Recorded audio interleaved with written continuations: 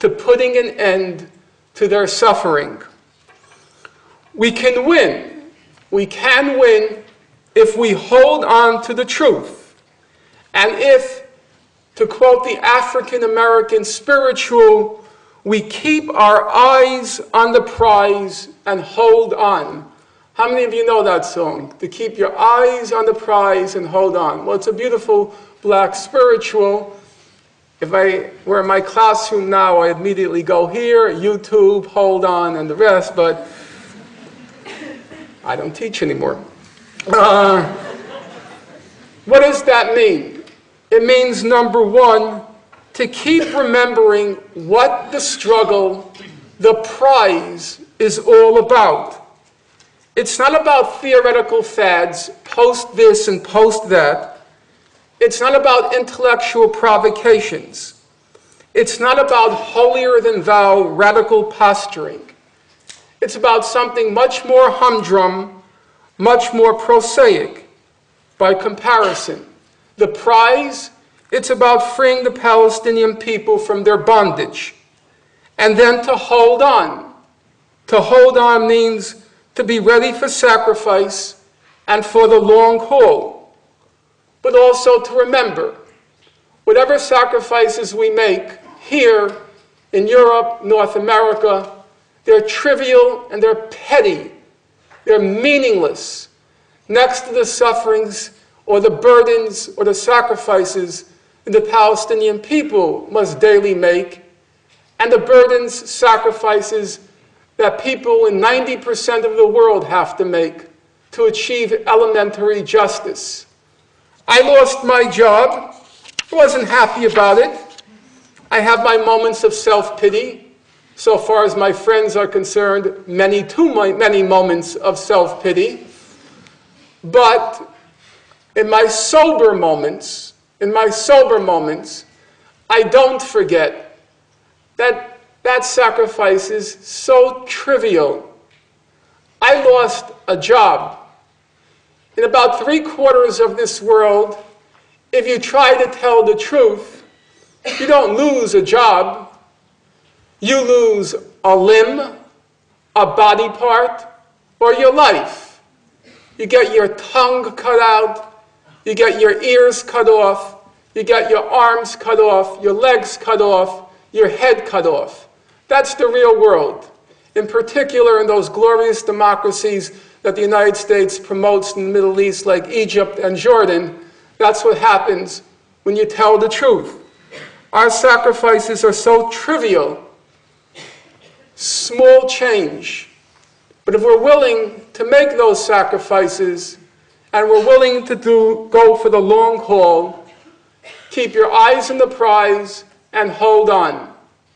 And then as we do, we have to bear in mind, I think, the wisdom of the Caribbean poet Aimé Césaire. He said, "There's room for everyone at the rendezvous of victory." It's a beautiful line. I hope you all memorize it. It doesn't come from me. There's room for everyone at the rendezvous of victory. I came across it because the late Edward Said used to like to quote it in the last years of his life. It means that we want to nurture a movement and not create another cult.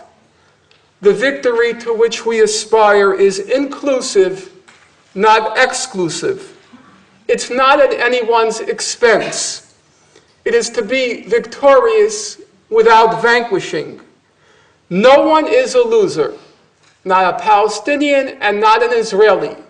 No one is a loser, and we are all gainers if together we stand by truth and justice. I am not anti-English. I am not anti-British. I am not anti-any government, Gandhi said, but I am anti-untruth. I am anti-humbug, nonsense, which is most of the time what we hear about the Israel-Palestine conflict.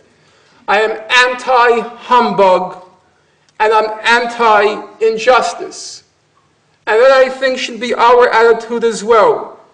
We are not anti-Jewish, we are not anti-Israel, and for that matter, we are not anti-Zionist. The prize on which our eyes should be fixed is human rights, human dignity, human equality. Nobody should be put to ideological litmus tests. Are you now, or have you ever been, a Zionist? I couldn't care less what your philosophy is, what your ideology is, what your political creed is.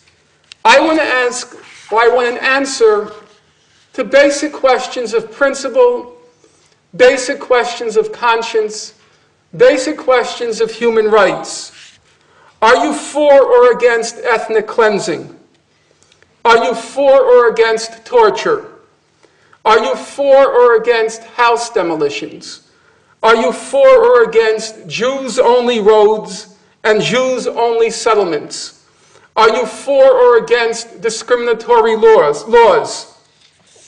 And if the answer comes against, and against, then I say, keep your ideology, whatever it might be.